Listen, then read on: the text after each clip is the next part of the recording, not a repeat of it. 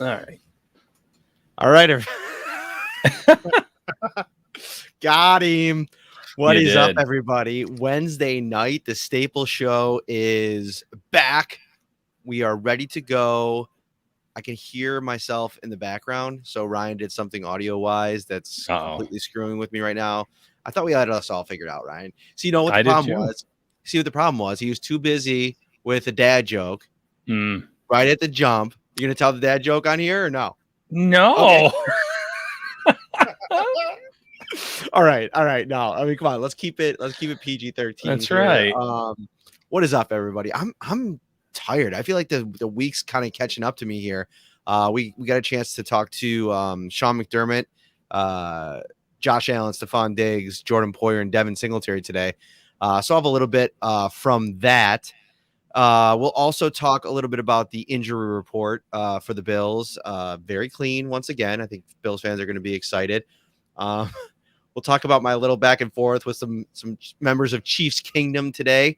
It's funny this time of year. It's been I've noticed since the tide has kind of changed a little bit, Ryan, in terms of the Bills being good.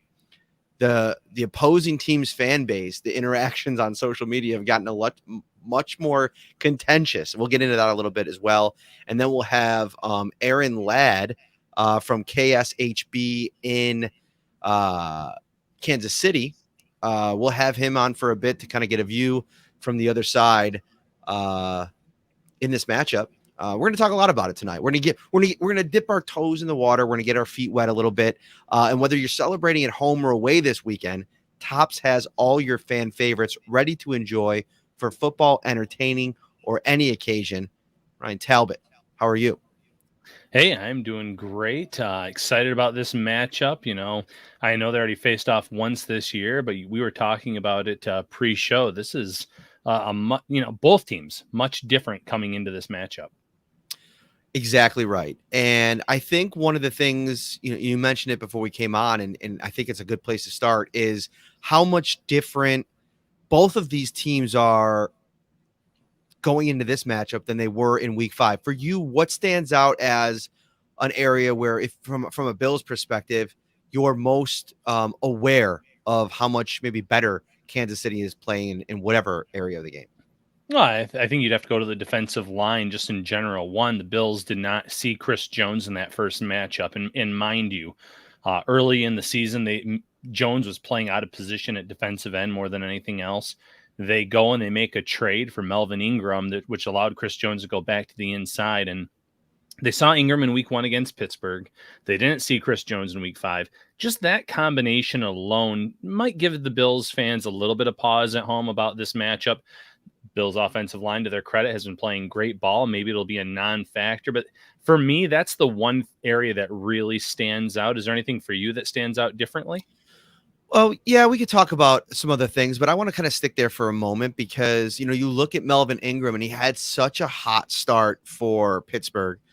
3 pressures in that first game against Buffalo, 5 the next week. He ended with, before he moved on, total, he had 11 pressures in 6 games for Pittsburgh. And so he was a guy that was playing pretty well. Since coming over to the Kansas City Chiefs, he's played a little bit more games. I think he's played 9 games. He has 1 sack, a half sack in 2 games. And then the pressures are at 1, 5, 6, 7, 8, 9, 10, 11. So he has just as many pressures in more games with Kansas City. But what I think he does more than anything is he allows Chris Jones to be who Chris Jones is, to your point. And, they moved him back in. Josh Allen talked a little bit about that today. When he gets going, when he's engaged, he's a super problem. And, how the Bills combat that, I think, is going to be twofold. Number one, I think that they have real continuity, and the left guard spot has been really solidified by Ryan Bates. And I think, you have a small sample size, right? And he's played better, and you kind of wonder about the competition. I think that there's some real talent on the New England Patriots defensive line, but Christian Barmore coming into that game, their most dangerous defensive lineman, with the way that Matthew Judon has kind of fallen off over the course of the last bit of the season, he was banged up. And I thought he was basically invisible out there, kind of like we predicted him to be. And so this is going to be almost like the first real true test. I thought that there was some good competition in that Carolina game. There's some talent on that Panthers defensive line, but they're the Panthers, and they had no offense, and they weren't really a threat. In this game, if you're not able to affect Patrick Mahomes early in the first quarter with your 4-man rush and whatever kind of blitz looks that Leslie Frazier decides to throw at the Chiefs, that's when you can kind of get yourself into trouble. Now, I still like the matchups. I'm kind of talking all over the place here, but my point is the trench battle. We talked about this a lot yesterday on Twitter Spaces, and if you're not following those Twitter Spaces, get dialed in over there because we're going live. We went live yesterday. We're going to go live on Thursday, and then we're going to go live on either Saturday or Sunday. So you're going to have content coming at you from every which direction. And speaking of which, if you're on YouTube right now, hit that like button, subscribe as well. But what I do think I really like about this offensive line for the Bills, Ryan, back to your original point in that matchup with that D-line, is that I believe that Brian Dable and Bobby Johnson have found the strengths of all their individual pieces on this line. Mitch Morse is best out in space when he can use his athleticism and speed. Deion Dawkins is best when he can kind of get engaged in a game and get physical and use that just, superhuman strength that he seems to have. I remember talking to Bobby Johnson about this in 2020 early on, and just about the freakish, strength that Deion Dawkins has. He looks like it's all back, and they're kind of all in their spots, and there's continuity there, and there's trust there, and that's really important. I think Ryan Bates has been a big part of it. I think that's a great point. And, first and foremost, specifically with Deion Dawkins, he struggled against Ingram and Pittsburgh in week 1, and he struggled a lot early in the season. And Bills fans have to remember, though, he had dealt with COVID. He was hospitalized. There's a lot of up and down play for him. And almost, I don't want to say a light bulb went off, but you almost saw him back at 100%. When he returned to the lineup after that second bout with COVID, where he was active, but they didn't expect him to play. And all of a sudden they needed to throw him into the lineup when Ike Butker got hurt and they had to reshuffle the line. From that point on, Deion Dawkins has been playing not just at like a Pro Bowl level. I think he's been playing almost at an all-pro level. He's been physically dominant. He's been moving well. The way that the Bills have been, running in his direction, he's getting out, making those lead blocks. You've already talked about Rick Bates. It's almost a shame it took so long for the Bills to land on Bates at that position. We both have talked about this. It's probably had to do with the versatility that he brought to this team. The fact that if someone went down, he could be slotted in almost anywhere. But now that you've seen him out there and playing, it's almost like, well, man, what took so long to get him out there? He's been really good as well. And flipping over to the other side, Spencer Brown, I just want to talk about him really quickly. Even though Josh Allen said he was attempting to throw away that first touchdown pass that Dawson Knox hauled in on Saturday night against New England, that play doesn't take place if it's not for Spencer Brown, who laid out Kyle Van Noy twice on that play. Once when he was running toward Josh Allen, and a second time when Allen was running toward the sidelines and it was getting late in the play. He took him out again. So all across the board, Darrell Williams too. I didn't want to name 4 and not name the fifth. Morse, you name it. They're playing at a high level. They've been bringing in Tommy Doyle as an extra lineman. He's getting valuable reps there. And then not even just the line. Reggie Gilliam's been an essential part of this lineup. So I do like some of the things that they've landed on as of late. Here's something that I've been kind of toying with, and I'm kind of excited to talk to Mitch about this week, Mitch Morse, and get his take on this, and maybe if he's even thought about this, maybe this is even a subconscious thing, if it is even a thing at all. I haven't talked to him. But when he first got here and the first training camp in 2019, it was that concussion almost right off the bat, and that was one of the big storylines about him signing, was that he had a history with concussions. I think, correct me if I'm wrong, Ryan, he had that one early on, and then he had another one at one point, right? Is that correct? From what I can recall, yes. I'd have to look it up, but I believe he's had 2 since he's been a member of the Bills. Well, we've now gone a really good chunk of time and, more than a season since the last time that a concussion played a role in Mitch Morse's career. And I'm wondering if part of the reason that he's been so consistent and looked like the franchise center that they signed him and paid him to be is because, number one, they're using him better. Brian Dable went back I think, to the drawing board in the offseason and realize, like, listen, this guy is fast, he's quick, he's elusive, and once he gets out there, he gets physical because of his athleticism. And those pin pull designs, I mean, you see Mitch Morse is in his element there, and they've gone back to it. And it's something they said they were going to do more of this year. They delivered on that. That's the first part. The second part, Ryan, is I think when you can kind of move past the even if it's a subconscious fear of that looming concussion, those concussions kind of piling up, you can play a more free brand of football. And I think that's what we're seeing. We're seeing a guy that, you know, you knock on wood if you're a Bills fan, that this is a guy that, you know, it's been so clean for him for so long. It's almost like it's in the past and he's not even thinking about that when he's out on the football field. I think that's a valid point. You know, you haven't had to worry about that this year. You're seeing him play his highest level of football to date this year. But even before that, he was the most consistent lineman, I think, from week one to our present day where we're currently at. So this season has been a revelation for him. The Bills did, you know, that's one of the best things they ever did for Josh Allen was sign Mitch Morse. I know a lot of teams say, well, when you get a franchise quarterback, you got to get him a number one wide receiver. And that's true as well. But get a center with experience that can, you know, build that rapport, that can read defenses, help a quarterback out early in their careers. And you've seen those two grow together. And Morse himself now, probably even a little bit of that isn't on his plate anymore in terms of the pre-snap reads. And a lot of little factors can add up in terms of up and down play. Not that he's ever been too far on the down list, but now that Josh Allen's reading defenses and so at such a high level, in my opinion, that maybe that's a little bit more off of Morse's plate that allows him just to focus on football and his assignments on any given play. Mm-hmm. I'm really, and there was a comment in the chat here about, I think it was Brian Allman about talking about the emergency of Devin Singletary, our good buddy over there down in Texas. I believe that's where he is now. Brian, what's up?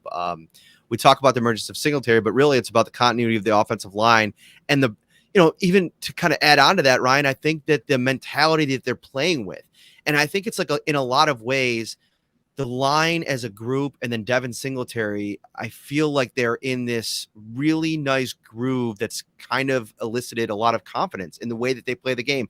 There's a real understanding of what they do well, and they're going out and they're executing it. And Josh Allen said something really interesting. And I wish I kind of wanted to ask Devin about this today. Maybe if we talk to Mitch or Dion, I could talk to them about this. But, you know, he says if there's a play that he doesn't like, because he knows himself in this offense so well now, Josh Allen, he throws it out. We've talked about this before. He'll go to Brian Dable. They'll be game planning and they'll take a play out of there. I feel like the things that the Bills are doing well in the run game, Tommy Doyle, I don't think you can sell how important he's been as that jumbo tight end as well, adding some more size and physicality and grit when they do want to run the ball when he's out there. But I think it has been a group effort, and Singletary's been as good as anybody in the league the last 8 weeks or so, since week 13, 7 touchdowns, which leads all NFL running backs or quarterbacks in some cases, because I think Josh Allen has 4. And I think he's 7th in total rushing. But Devin Singletary is 4th in the NFL behind only a couple guys like Jonathan Taylor for total rushing. This has been a group that I think you can rely on in this game. Check this out, Ryan. I just brought up the Kansas City Chiefs. They've given up in their not counting. Let's throw the Pittsburgh game out. Pittsburgh's offense is anemic, and I know there's been a lot made about Najee Harris. I like him as a player. I think that he's got some real talent, but they were so one-dimensional that they couldn't throw the ball, that there was no fear to just sell out to stop the pass or to stop the run because they didn't have to worry about the pass. 191 yards rushing to Denver without a quarterback. I'm pretty sure that was Drew Lock for the Correct. Broncos. 191 rushing yards to them, 130 rushing yards to Pittsburgh a couple weeks ago. They only gave up 60 to Cincinnati Bengals, Ryan. But guess what? They also gave up 415 pass yards. So if the Chiefs are going to come into this game saying we're going to take away the Bills' running game, well, then I think that'll probably open things up pretty significantly at that second and third level for Josh Allen. 130 yards rushing to the Steelers. 192 yards rushing to the Chargers, 154 to the Broncos. I mean, this is a defense for the Kansas City Chiefs that has struggled against the run this season. Yeah, and going back to our original point about Singletary, there's a lot of factors. Offensive line obviously plays a role in that. Josh Allen, his threat to take off with the ball plays a role in that, especially on the RPOs, where we've seen him so many times keep the ball himself. But the majority of the credit goes to Devin Singletary. The Bills have given him valuable reps. They're letting him be the lead back. They're letting him get into a rhythm, and you're seeing how much that has paid off for him. He's taking in some cases, other cases, there have been great blocking in large lanes for him to run through. But I think of that first touchdown that he scored against the Patriots on Saturday night, and there was just a little gap there between Deion Dawkins and Rick Bates, and he found that little spot, and he was able to get in the end zone. He's been so effective in the red zone. He's not built like a red zone back, a guy that you want to give the ball to near the goal line, but he's been their best option at the running back position by far. You saw it on the second touchdown that he kicked outside. The vision's there. The patience has always been there. And he's not going down at first contact. He's keeping the legs moving. He's picking up valuable chunks of yardage, 3, 4, 5 yards per clip. And that heads up over the course of the game. So, yeah, the Chiefs are going to go into this game trying to shut down the Bills' passing game. There's no doubt in my mind. Josh Allen averaged a ridiculous total in the first matchup, something like 12 yards per throw, and he was getting guys open up deep. Emmanuel Sanders had a few scores. Dawson Knox was open up deep down the field. Everyone was getting open in terms of those deep threats. But if that's their main focus, the way that Singletary's been running the ball, the way that the Bills have been so complementary in terms of not necessarily a balance, but being more balanced, I could see them really having the Chiefs defense off balance in this matchup. Yeah, I saw a comment here about who Melvin Ingram was going up against in Week 1 when he was with the Steelers. I think that there was a bit of he was rushing primarily off the right edge. I think against Deion Dawkins, who obviously was coming off of COVID and had a real struggle. I think T.J. Watt mostly comes off the left, so I think that would be a situation. So you're probably going to see Melvin Ingram lined up quite a bit against Deion Dawkins, which I really like that matchup for the Bills. And I think that they'll have a plan for Chris Jones, Ryan. I think that they're, you got to double team him. We saw that for Pittsburgh, and I don't think Pittsburgh's offensive line is even in the same conversation as the Bills with how well they've been playing over the last 5 weeks. And so they'll have a plan for it. And not to mention, listen, if you have a plan, you go in, you know that you have to try to neutralize a guy. You also have a weapon, a year more experienced Josh Allen, who's been so good at kind of evading some of that pressure. Listen, Chris Jones is probably going to have a play or two in this game, maybe more, where he impacts it, but you have to find a way to overcome those moments. Don't turn the ball over in those moments. Try to get rid of the football in cases that you can. And they've also done a good job. I was talking to Stephon Diggs about this today because, going back and looking at the stat sheet from the New England Patriots game, you look at the stat line for Stephon Diggs and it's 4 targets. And that really stood out to me. I'm like, I don't think I've ever seen Stephon Diggs have that a number of targets in a game. And lo and behold, 37 games, that's the lowest amount of targets he's had in a game in a Bills uniform this last week. So I asked him about it, not even asking him like, how did he feel about it? But just that even in a game like that, where he was a part of the game plan, the least amount of his Bills career, and it didn't even matter because they scored 7 touchdowns. It was almost a perfect offensive performance. How much does that say about all those other guys around him? And he said, I've been saying that all year. We're deep. We have players that can make plays. And I think Josh has confidence in everybody that they put out there, from Gabriel Davis, Emmanuel Sanders, Dawson Knox, Cole Beasley, Isaiah McKenzie. It doesn't really matter. Tommy Doyle, even. He's going to have confidence in him if he's got to throw him a pass. Yeah. I don't have the stats in front of me from that first matchup, but I feel like Cole Beasley only had 1 reception in that game. Gabriel Davis had 1 or 2.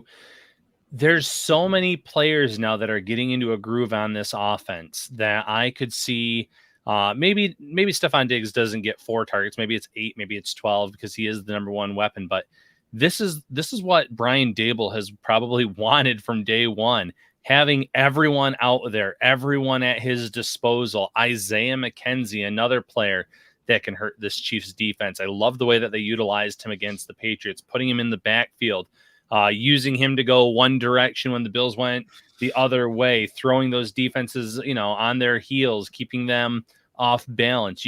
You have Davis, you have Beasley, who had a pretty quiet game against New England, but he made 1 big catch in that game. Having Diggs, Dawson Knox, who almost had 3 scores. Obviously, any team that has a true number 1 weapon like Diggs If you can get them the ball, feed them the ball early and often, it should help your offense. But this is the beauty of the Bills in the weapons that they have right now. It's not just force feeding the ball to one player. They have 4, 5, 6 guys right now that can legitimately hurt you on a play-by-play basis. We're going to talk much more about this matchup. We're going to go really in depth in some of the key matchups that we think are going to decide this game on Friday. And a cheap plug. First of all, if you're watching on YouTube, hit that like button. Let's get those likes up really high throughout the show. Subscribe if you're new here or you haven't done so yet, so you get a notification every time we go live. This Friday night, 9 p.m. Eastern, 8 p.m. Central Time, local time in Kansas City. I will be at Al's Bar and Grill. It is the home of the KC Bills backers. I'm going to do the live preview edition of Shout from that location. I hope to meet all the Bills fans that are in town, that are planning on going to the game. Come out. I'm so excited. I've already gotten a couple DMs from Bills fans that are looking forward to it, and we're going to hang out and have a good time. Talk Bills, preview this game. We'll probably get some fans on the show, get their takes on the game. It's going to be really fun. So we'll go really in depth in that, but I want to kind of transition because I want to get to two more things before we bring on Aaron Ladd in a little while. And first off, I want to talk about, well, let's get to the important stuff. From hot to go pizza and appetizers, signature fried chicken, baby back ribs and subs to delicious salads and brownie trays, Tops has everything you need to feed the hungriest fan. Ryan, I tweeted out a video. I was watching the game back, the Chiefs and the Steelers today. As I usually do, I'll go back and watch a couple different games as we prep for the week. And I kind of wanted to get a look at what the defense for the Steelers was doing to frustrate the Chiefs early in that game. Because for a quarter and a half, Patrick Mahomes and that offense, they were struggling. I heard somebody talk about this today. They gave the stat on the Chiefs offense. They scored 5 touchdowns in a little over 10 minutes of actual game time, Ryan. That is insanity. Honestly, that might be the closest to them in history is a Patriots team. I believe a Patriots team. I'd have to go back and listen to the stat. Maybe it was somebody else. It was like 26 minutes of game time. That's the or 23 minutes, closest to that. I almost think that that's almost more impressive than the seven touchdowns. I don't know. I guess we could have an argument about that. Scoring a touchdown on every drive that you have in a game, that's super impressive. But just how many plays, how much time they needed to score those 5 touchdowns, that was so impressive. But anyway, we'll talk more about that on Friday, like I said. But I tweeted out the video of the interception where TJ Watt got into the passing lane as Patrick Mahomes got out of structure, tried to throw it back across his body. TJ Watt got his hands up. He batted it up in the air. It was intercepted. And I said, listen, if I'm Greg Rousseau, who had a similar play where he kind of did it all himself in the first game against the Chiefs, I love seeing that this is still something that, is a concern for the Chiefs offense is Patrick Mahomes struggling to get it through passing lanes. And I think Greg Rousseau is longer. I think he's got longer arms. I think he's a little bit more active in passing lanes. I wasn't comparing Greg Rousseau, the player, to TJ Watt. That would be silliness. But a bunch of Chiefs fans got into the mentions and fired up that debate because context apparently is not important on a big playoff game week, but whatever, I digress. But I do think that that's something to think about is that where Greg Rousseau maybe has made his biggest impact has been as a run defender, sure, but also his ability to get his hands up and make things really muddy for quarterbacks, including Patrick Mahomes. Yeah, listen, Rousseau, the entire defensive line, if they don't get to Mahomes and they see he's releasing the ball, you got to get your arms up. You got to try to deflect those passes. I know Mahomes will go with the odd arm angles. We've seen him do that many times before. But the best thing you can do in that situation, if you can't get Mahomes, is get a hand on the ball because that's when good things happen, like the play that you were discussing with TJ Watt. And like the first game where you said it, Rousseau did it all on his own. He batted the ball, he tracked it, he intercepted it.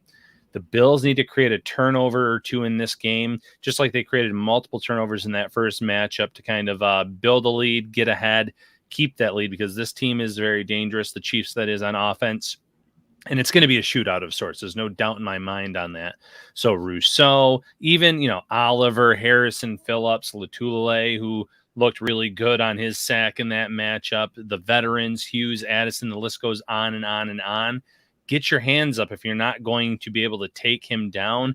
Take those lanes away. And it goes for the linebacker position too. We've seen that with Milano. We've seen that with Edmonds. If you can get your hand on the ball, good things happen. I'm bringing something here on the fly here. Let's see if I can do it. Technology, always a little bit of a let's see here. I think I got it. Did I get it? Did I get it? I got it. All right, this is the next little thing that we're gonna do here. So Colin Cowherd, I like watching Colin's show. I mean, sometimes he says some silly stuff, but I think you almost have to in that kind of role. I would think of the real big talking heads. I'd say I respect Colin Cowherd quite a bit. He's done a bunch of different gigs, doing talk radio for the decades that he's done it. It's a tough gig, and I think that he usually, if you tune in for any amount of time, you get something pretty good. I feel like from him most of the time. So he power ranked the teams that are left, and here's the order that he did: number 1 Packers, number 2 Bucks, number 3 Chiefs, number 4 Titans, number 5 Bills, number 6 Rams, number 7 49ers, and number 8 Bengals.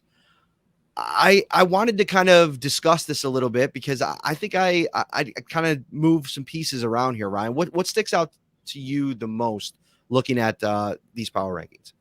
This might surprise some, but I think the Buccaneers are too high right now. They've suffered some significant injuries. Chris Godwin obviously won't be playing for them anymore after suffering a serious injury. They lost Antonio Brown late in the year after that meltdown. And Mike Evans, to his credit, has been phenomenal. Rob Gronkowski has stepped up. They didn't really miss Leonard Fournette much in that first matchup against the Eagles, and he's coming back soon. So I don't want to sit here and say that there's no talent around Tom Brady. There's still plenty of talent around Tom Brady, but it's not what it was a few weeks ago. And I could see them getting knocked off as early as this week. I didn't really give the Eagles much of a shot, but I really do think that this is a week where they could lose this matchup realistically because they're missing some of those offensive weapons that made them so good last year, that made them so good this season. So that's the first thing that stands out. And number 2, I'd put the 49ers dead last on this list. I don't trust Garoppolo. That game against the Cowboys almost came down to both teams pretty much imploding given the circumstances. And it took one odd QB sneak where he didn't get down fast enough and the whole time running out deal, where you could have been talking about one play from about the 2025, if he would have gotten down a little bit earlier, a legit shot to win the game with a throw to the end zone. So for me, I agree with you. I got the 49ers at 8. I put the Bengals at 7, and then I kind of shift some things around. So I moved the Bills up to 2. I keep the Chiefs at 3. I put the Buccaneers at 4, and I dropped the Titans down to 6. And the Rams up to 5. I think that Rams offense, it looked really good. Now, listen, I thought that was an Arizona Cardinals team that completely just laid down and knew that they weren't going to have a lot of success in that game. I mean, Kyler Murray, we talked about seeing ghosts for Sam Darnold all those years ago. It kind of looked a lot like that. Now, I made an argument on Twitter that he was getting killed and he didn't have a good game. But my thought process was, and I know most of my Twitter followers are Bills fans, and there's not a lot of, love for Kyler Murray and the Hail Murray and all that kind of stuff. I get that. But this is a guy without DeAndre Hopkins, who's arguably the best wide receiver in the NFL. It has not looked the same since he went out. And I know there's some people even making the argument, well, if you lose one guy and it drops off that much, there's problems. Sure. I totally understand that. But I think that it's necessary context when you're talking about how bad Arizona looked in that game. That was a big piece of it. I think that there's some real roster building questions that they have to ask. There's some coach questions they have to ask. Is Cliff Kingsbury the long-term answer? But, I think the Bills at number 2 behind the Packers. I think the Packers are definitively number 1. I think you can make an argument between the Chiefs or the Bills in that 2 spot. I'm giving the Bills the edge just because of how well they've been playing over the last course of the season. And they had the win over them already this season, but I have if you want to put the Chiefs there, I wouldn't argue with you. And the Bucks, and then like I said, the Rams defense, if they're playing well, they have so many superstars on that defense. Well, at least 2 of them, in Jalen Ramsey and Aaron Donald. They're just so tough to deal with. Yeah, listen, I think it's a coin flip between the Bills and the Chiefs, but maybe a hot take. I think I would have the Rams at number 2. Von Miller's been hot as of late as well with the Rams. There's another player on that defense, but even the offense right now, I came away so impressed with the run game for the Rams. Sony Michel has been a revelation in that offense. And then you get Cam Akers back. How does Cam Akers get back so quickly from an ACL injury and look that good, that explosive? It's always running backs when they suffer that, they never look the same. He looked just as good. I have him in a few dynasty leagues that I play in, and he looked phenomenal. So you have that. You have Odell Beckham Jr., who's a really good fit into that offense, scoring touchdowns. Obviously, you have Cooper Kupp, who's all world at wide receiver. Tyler Higbee's a pretty good tight end. They have some decent O-line. So, maybe that's a hot take, but in terms of the playoff rankings, I could see the Rams all the way up at number 2. That's how high I am on them right now. I'm here for it. I'd actually listen to it, and I don't hate the take at all. The reason I'd probably push back a little bit is that I do have concerns against a better defense when it comes to Matthew Stafford. Uh, I think we've seen too much of the Matthew Stafford that we saw in Detroit, and everybody always said it was the lack of talent around him. And now he has an MVP candidate in Cooper Kupp. And I said it. I mean, he's a Triple Crown winner. I think Cooper Kupp is an MVP type of guy, at least top 7 or 8 in the NFL. Odell Beckham Jr. is looking like the guy that everybody forgot about all those years ago in New York and with the Giants. He's been spectacular since landing with the Rams. So he has really a super team around him on offense, and at times it hasn't looked great. So if you get to a spot where you really need to rely on Matthew Stafford, has everything kind of landed in a place where you could trust them? I don't know if I'm necessarily there yet, but I saw enough against Arizona where I was like, all right, I'm considering flipping my expectations for the Rams quite a bit. I think potentially Rams Packers is going to be explosive, because I don't know. What do you think, Ryan? Rams and Bucks, that's a really, really tough matchup for the Bucks without Chris Godwin. Some of the other pieces, they seem to be a little bit banged up on their offensive line too. Tristan Wirfs was in and out of the game the other day. Ryan Jensen left the game for a short amount of time, so he's dealing with something. There's a lot of odds stacked against the Buccaneers to try to go and repeat this year. Yeah, and listen, you never bet against Tom Brady with the career that he's had, but I that's will. why I said I'll bet against Tom Brady this year. I'm fine with it this year. Most years, I'd agree with you, but there is a lot, like we've seen over the course of his career, even in New England, where when things kind of, when the talent level dipped, he wasn't as effective. And there were years that he was still great, but go ahead. Sorry, I interrupted you. I'd be okay with betting against him. And I've been betting a lot since it became legal in New York. So my wife probably thinks I've been doing it too much. But she also said, by the way, I just got a text message from her, and she wants to know what the dad joke was. So that's up to you if you want to deliver that before the end of the show. Could be PG-13, rated R. I'll have you deliver it. Maybe I can deliver it at a later time and date. Okay, go ahead. Sorry. No, just real quick with Brady. You're right. He's throwing to guys like Scotty Miller. Sorry to everyone that lost their parlays because they needed Miller to get like 1 extra yard, or they needed to get 8 or 9 yards receiving and they gave him a handoff instead. I saw a lot of people melting down over that, but it's not quite the same. The offensive line is banged up, and so there's definitely reasons to be concerned to a certain extent about them. But, playoff rankings, it's interesting because the Bills, number 1 defense, I have concerns, though, about the cornerback position this weekend against Patrick Mahomes. This is someone that's going to sling the ball all over. Tyreek Hill's a dangerous weapon. Travis Kelce's a weapon. Byron Pringle has really come on for this team as well. So there's no shortage there. Good chance the backfield has multiple weapons there too. So it's going to be a challenge for the Bills. As good as that defense has been this year, they're gonna have a tough and a tall task in front of them on Sunday night.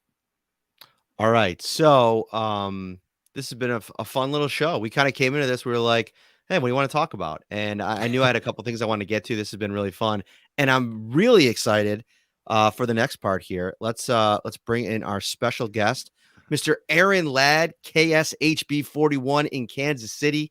He covers the Chiefs, and excited to hopefully shake your hand on Sunday night as I make my 3rd trip in 12 months to Kansas City. How are you, my friend? I'm great, man. I got some barbecue waiting for you when you get here. Oh, that's a great place to start, actually. Selfishly, I'm going to ask you. So I've heard plenty of takes here. What is the premier destination for barbecue in KC? See, you're trying to get me in trouble, basically. I Like, am. yeah, Big I trouble. can't. I'm a new guy, not from Kansas City originally. I'm actually from the Atlanta area originally. Okay. So picking favorites and picking sides, I can't make that decision without receiving massive blowback on it. But I would say that the good test of a true barbecue town is there's a lot of good places that do a lot of things very well. If you're a sides guy, there's a place that really does great sides. Let me just start naming names. Q39 is great. Joe's is great. Jack Stack, I have very regularly. It's probably one of the closest ones to me. But there's little holes in the walls and things that you'll have everywhere. The Chiefs actually have Zarda barbecue at their training camp every year for the press. So that's one that's usually not mentioned amongst the big names, but I still enjoy mightily that time of year. So we got a lot of options for you. That's awesome. And I actually did Jack Stack for the first time the last trip. I will be making a return visit. It was to die for, but I'm probably gonna have 2 or 3 days of a barbecue while I'm out there. I feel like you got to. So I wanted to bring you in today. You had graciously reached out and offered your expertise. And this is a game where I feel like getting a little bit of the other side is so important. We try to do it as much as we can. What's the vibe in KC right now, or amongst Chiefs Kingdom, if you will, about how they perceive the Bills and this matchup? Because I think going into the game last year, there was a level of respect, but I think it was the expectation that the Chiefs were going to win. They lost to them earlier in the season. The Bills' offense is, clicking on every cylinder you can click on. Chiefs are too. What's the perception of this matchup the second, third time around, really, now in 12 months? A lot of people I'm running into now think that this is the AFC title game right now. These are the two best teams in the AFC as far as the ball that they're playing right now. I was listening to you all before I came on, and it is very tough to argue with scoring on 7 possessions. Like, you touch the ball 7 times and you're scoring. I mean, like, they're peaking at the right time. Kansas City feels like they're playing their best ball at the right time, but a lot of Chiefs Kingdom feels confident. I mean, when you have 15 back there throwing the ball, how could you not? It seems like he makes a lot of things happen out of nothing. But for these two, it's definitely a mutual respect, not only between the fans, but we heard a lot between the coaches as well, listening to Sean McDermott's presser from earlier this week talk about growing up under Andy. He even said he considers him a big brother, even though he has a big brother of its own. And it's cool to see these two teams trade blows. It's like a heavyweight prize fighter, right? Bills win the first round. Chiefs won last year. You got the Stephon Diggs photo that's floating around. So I think it's only right that these two match up again for a shot to continue this year. Aaron, we were talking earlier in the show how for both teams, this is a completely different matchup in terms of the roster. We talked a lot about Chris Jones, Melvin Ingram up front, but what about in the secondary? Because the Bills obviously exposed Kansas City in that first matchup, but we're seeing more from Juan Thornhill and Ward back there, who I believe did not play in that first matchup. So what's different about the secondary than what the Bills fans saw in Week 5? I think this is a secondary that feels more confident. They obviously hit that winning streak in the middle of the year, and you can poke holes in all those wins. Everybody tries to do it on social media with every win, but winning those games mattered to that team as far as their confidence, especially to that young secondary. We know Chris Jones and what he's capable of, the 3.5 sacks he had against the Cowboys at Arrowhead, and what kind of disruptor he is once Melvin Ingram came and they were able to move him on the inside. But the secondary has had to be challenged at times and has been asked to carry their load, especially for a younger unit as well, Ryan. I mean, these don't have the same veteran names outside of obviously Tyrann Mathieu, who's back there playing the big brother role. They don't have that veteran presence. So for Charvarius Ward and Rashad Fenton, somebody will be monitoring this week with that back injury that's bothering him. They've had to play a key role in this team continuing to make a playoff run this year. Before I want to get to the offense, but before we do, how healthy is this defensive line? Because, I think I was listening to something earlier this week, and even though Frank Clark played in Week 5, he was a little bit banged up. They didn't have Melvin Ingram. Chris Jones was out, and I don't even know, maybe Jaron Reed was going through something as well. What is the health level of that front? And I guess to say, the front seven in general, I've heard a lot about Nick Bolton. I know that Willie Gay, he was just kind of coming back from something early in the season. How is that group kind of performing together, and where's that level of health going into this game? Andy Reid feels like his team is relatively healthy this time of year. He actually started off talking with reporters today, talking about how great it's for these two teams to match up while they're both relatively healthy. I think there was only one name on Buffalo's injury report today. The Chiefs, as far as the defensive line front, seem to be relatively healthy. Now it's the NFL, right? And it's the longest season ever. So everybody's got nicks and knacks. Everybody's banged up to a certain extent. But as far as your big names, Chris Jones plays in this one after missing week 5. And we heard Brian Daboll go on and on about what kind of athlete he is, how he can wreck your entire game plan, how you really have to respect him from a pass rushing standpoint. So you want to have Chris Jones in there. Melvin Ingram's brought obviously a physicality since his trade from Pittsburgh over. I know the numbers aren't necessarily there. That's been a knack from some people, but Chris Jones talked about him setting that edge and bringing a lot of physicality and not only the play, but also attitude wise as well. This is a team that's played a lot of football over the last couple of years, most games since 2018 of any NFL team. So they have a lot of veterans. So obviously when we talk about offenses, it's usually all Patrick Mahomes and Josh Allen, but the Chiefs have some pretty good running backs as well. Tell us a little bit more about the backs that the Bills may see on Sunday night and some expectations for this matchup. The running back situation is something that we're definitely going to have to monitor coming into this game. Clyde Edwards-Helaire has been dealing with a shoulder injury that's kept him out the last couple of games. In addition to that knee injury that had him miss 7 games earlier this year, a lot of fans talking about sophomore slump. Jerick McKinnon steps in the wild card round and has one of his biggest games in a very long time. I think it was his biggest output since October 2020. Jerick McKinnon steps in. He'll possibly be a role as well as Darrell Williams, who's been dealing with a toe injury. And McKinnon's interesting because, Clyde Edwards-Helaire, obviously you mentioned level of disappointment in year 2 when he has been in there. I don't think it's, been as effective as what we saw McKinnon able to generate on Sunday. Now, I guess you could talk about, the Steelers defense just over the course of that game, just getting beaten down and tired and watching their offense not being able to do anything behind Ben Roethlisberger. But the big thing that stands out to me about McKinnon is that speed element that seems to be so valuable. A lot of similar ways to the Bills offense that, Kansas City values that ability to get out in space, make people miss, utilize that quickness to kind of get to the edge, especially for a guy like McKinnon. But what stood out to me more than anything, Aaron, is he was hitting the hole and using that speed to get downhill against the Steelers. And he wasn't afraid of contact. That he looked like kind of like the complete package, almost like the perfect fit for that Chiefs offense. I had a friend who joked he looks faster on the football field because he wears number 1, like the guy with the single-digit number always looks a little bit faster. But no, man, your eyes are not deceiving you. He's definitely shifty, hard to bring down.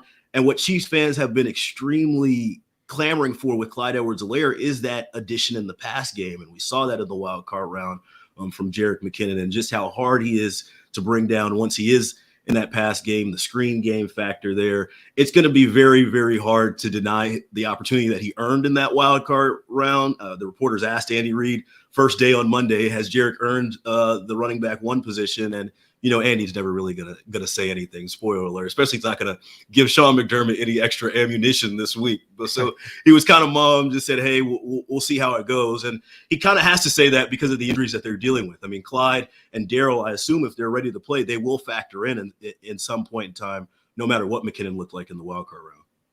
So who's the biggest X factor on this offense? Obviously, again, we know a lot of the names, Hill, Kelsey. We know about Mahomes. Is it Byron Pringle? Is it someone different? Who do Bills fans have to watch out for on Sunday night? You stole it. It's the other guy.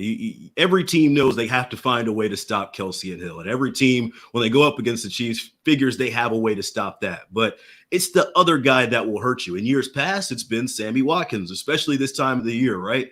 We heard playoff Sammy for so long because when it was 3rd down and the Chiefs were kind of sputtering, they're down 24 against Houston. They're down 10 against some of these other opponents. Sammy Watkins comes back, gets him that key 3rd down to keep the ball rolling. Last week, it was Byron Pringle with his 2 touchdowns. And we've seen McCole Hardman as well come on as of late, not only just in the receiving game, but also as a punt returner. He had some really explosive punt returns that got Kansas City some momentum when they were sputtering in the first quarter against Pittsburgh last week.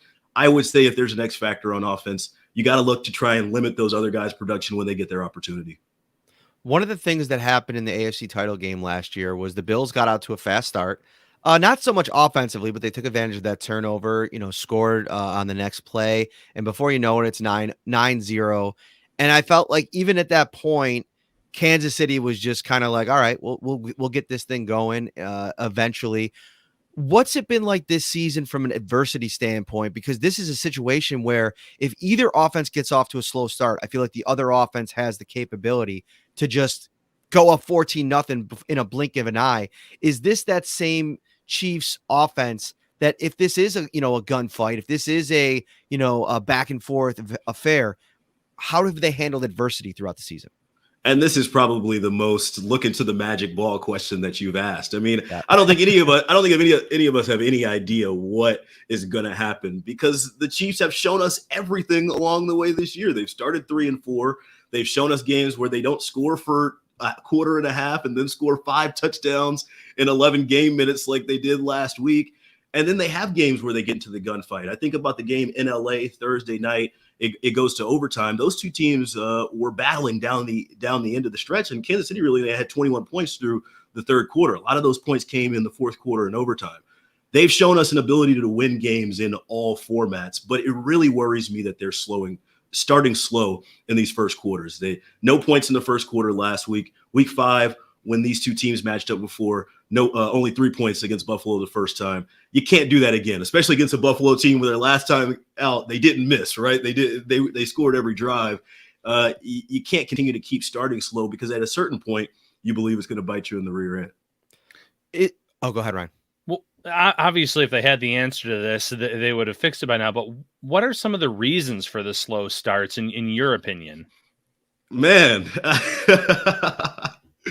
I don't want to say they're lackadaisical. I don't want to say that they know that they can just flip the switch whenever. I feel like that's kind of an easy question. There are a lot of new faces, specifically along the offensive line. We talked about the 2 new rookies in addition to all 5 new faces starting there. And now we have Andrew Wiley sliding back in for Lucas Niang, who tore his patellar tendon. It's trying to get everybody on the same page with a quarterback that can make plays happen all over the field, right? Like the play could be going one way and Mahomes could go the other way. And I envision that it takes a little bit longer than the fans want and the media want for everything to come together, especially when it's an Andy Reid offense. It's not an offense that you can master overnight. This is something that the players, the coaches, everybody has told us it's a process. And I think that's another reason why it has been so up and down this year, is because, progress isn't linear. We like to see progress as riding an elevator, when really it's more like a roller coaster. A roller coaster indeed. I have a very sneaky suspicion that we're in for a roller coaster ride on Sunday night, and I'm looking forward to it. Aaron, thank you so much for giving us some time today. Where can they follow you on Twitter? What's the exact handle? Yes, so I'm Aaron Ladd, like my first name, Ladd like my last name, and the number 0 on Twitter, Instagram, whatever. Would love to interact with you guys. I know y'all travel well. Pittsburgh traveled well last week. Really excited to see y'all and appreciate y'all having me on. That's great. Follow Aaron from the other side. I've already been kind of dialed into his coverage this week. He'll have you covered with everything from the KC side of things. We appreciate it, man. Thanks for the barbecue advice, and I'll see you this weekend. See y'all soon, man. Appreciate it. Take care. All right, Aaron Ladd, bringing it. His first appearance on the show, he was awesome, as I expected. Final thought, Ryan, because we're not going to give a prediction tonight. We're going to give our prediction on Friday. Yeah, final thought. I'm jealous of all the barbecue you're going to be having here in these next few days, but I'll counter it with a Tops breakfast pizza this weekend. Something I don't think you'll be able to find down there. So I know you ended up getting yours though. I did. Saw it. Oh, and I did. She got mad at me because I didn't share it. She delivered. So I should have shared it on social media. Like I didn't. But where I really introduced it was the podcast. So I'll share the story now.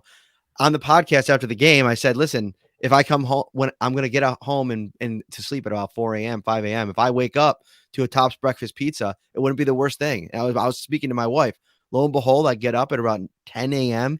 I come downstairs and there's a beautiful brown box filled with all the eggy bacon goodness of a Tops breakfast pizza. It absolutely crushed. And I didn't even give her the accolades for it.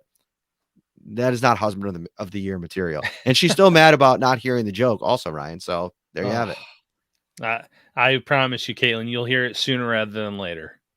All right. So if you are going to the game this weekend, that's exciting. If you're going to be in Kansas City on Friday night, make sure you come out to Al's Sports Bar, where, that's the home of the KC Bills backers. I'm going to be there for the preview show. We'll do the show. We'll have a couple beers. We'll talk Bills football. It'll almost be like a real live Twitter Spaces right in your on the bar. It'll be a good time. But if you're hanging back in Buffalo, you're hosting a large party, check out Topps' huge selection of party platters for a delicious, effortless, and affordable no-stress way to impress. For complete details, stop by their carryout cafe or visit topsmarkets.com/fantasyfootball. 48 hours. We'll see you very soon. Like and subscribe before you go.